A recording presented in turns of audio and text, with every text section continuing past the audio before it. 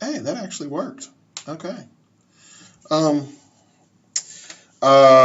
So Ohm's law says that the voltage is equal to the current times the resistance. Mm-hmm.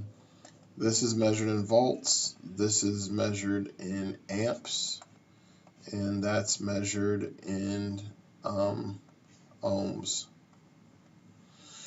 Um, so if I am looking at a simple circuit,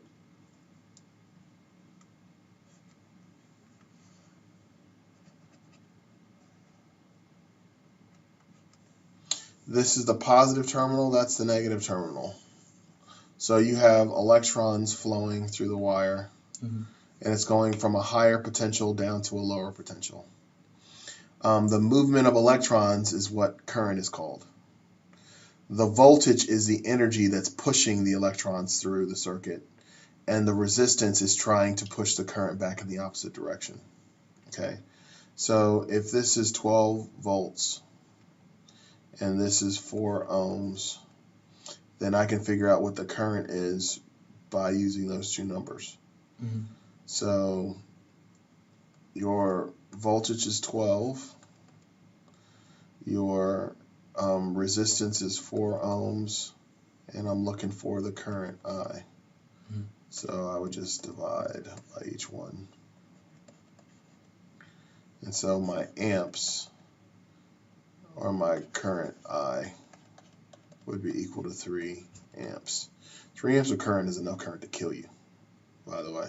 Mm-hmm. So let's look at what happens when I take resistors and I put them in series with one another.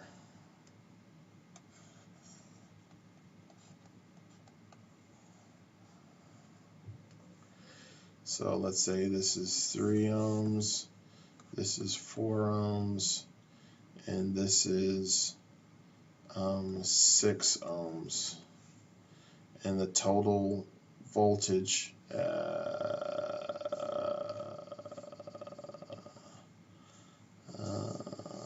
okay, that's fine.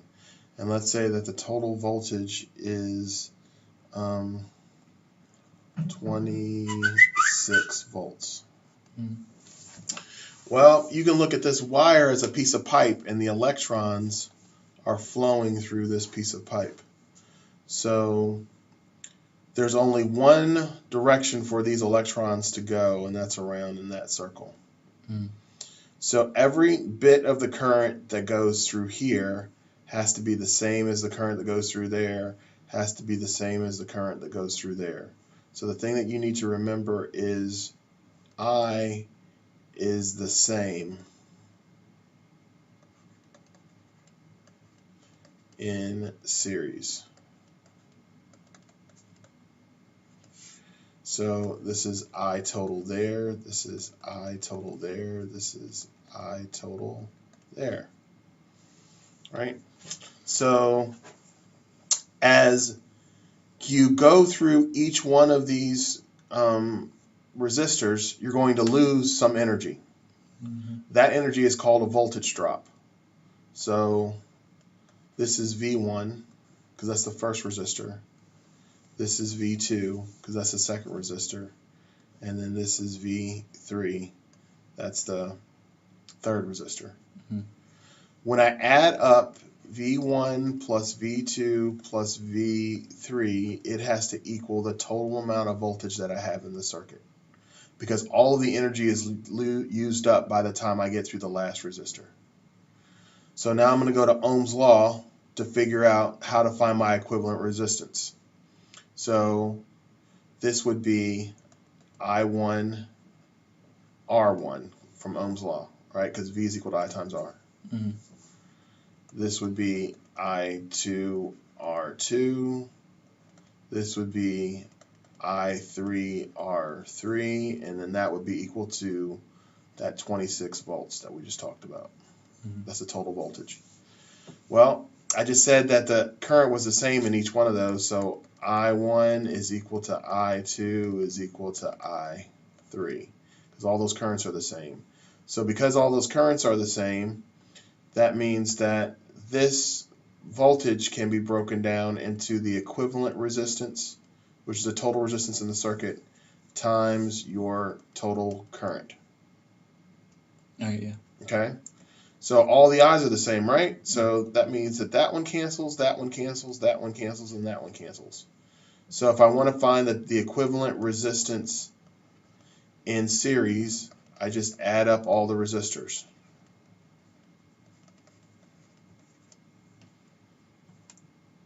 So in series, if you want to know the total resistance, you add them up.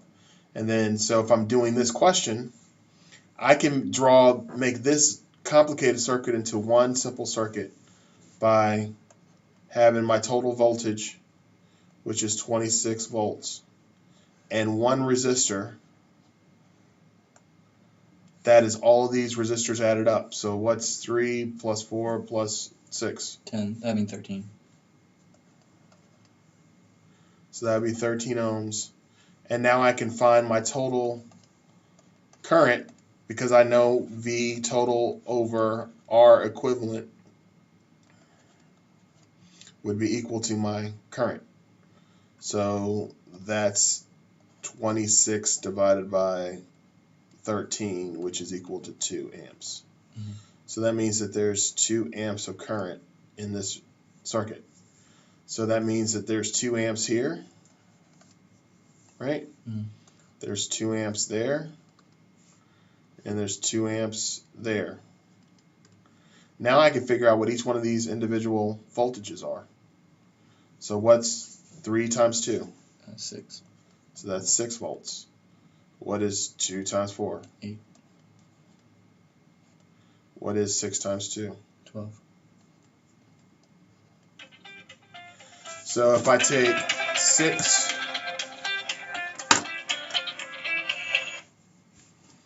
hello?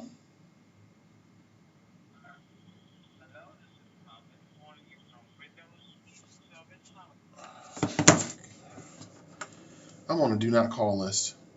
Anyway, so if I take all of those voltages and add them up, how much voltage do I have in the circuit? You have 26.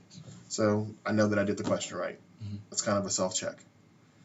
So resistors in series, you just add them up. I'm not going to go for that proof for the next part, but it is the same. And I'm taping this so you can go back and look at the video later. So I'm going to erase this. Yeah. If I have resistors in parallel,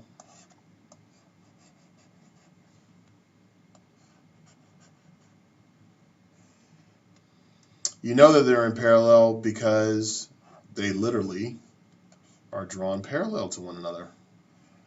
Look at that, 2 parallel lines. Look at that. So this is R1 and this is R2.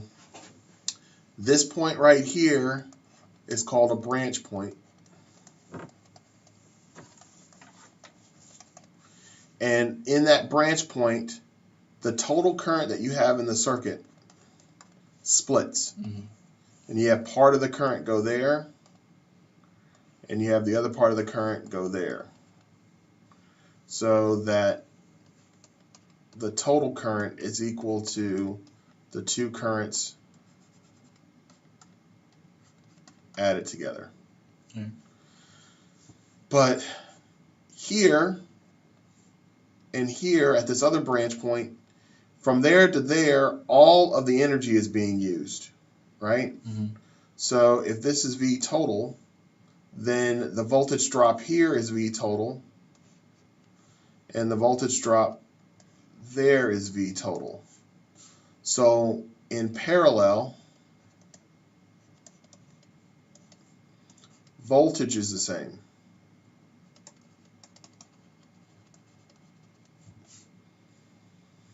So I can figure out that if I know the resistance and I know the voltage, then I can figure out the current in each branch, and then I can add those 2 currents together to figure out what the total current is. So you kind of work it backwards. All right. So when you're doing circuits, the thing you have to remember is that when you're adding the resistances, Mm-hmm. so the equivalent resistance is equal to the reciprocal of those two. And that has to do with Ohm's law. because if I want to rewrite this equation, right?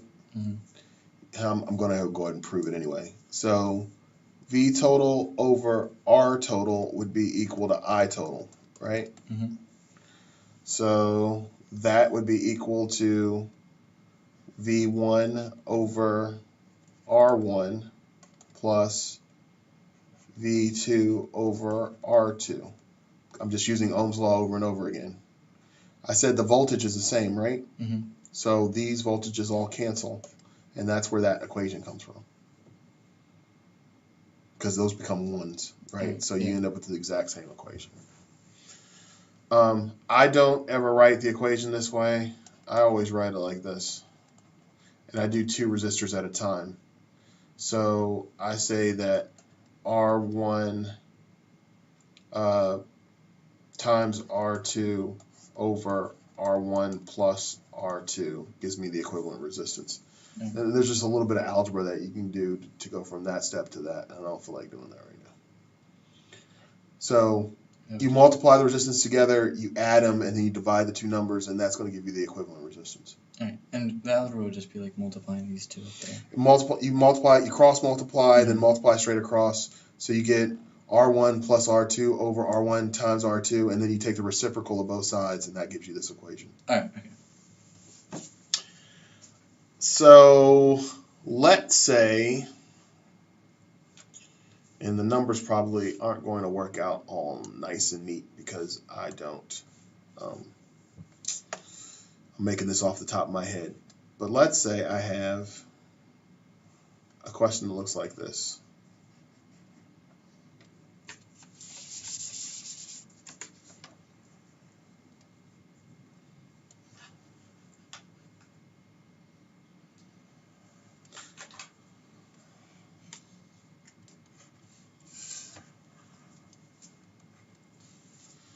Let's say that this is, I'm going to just make them all, these 2 the same. So let's say that this is 10 ohms, this is 10 ohms, and this is 15 ohms.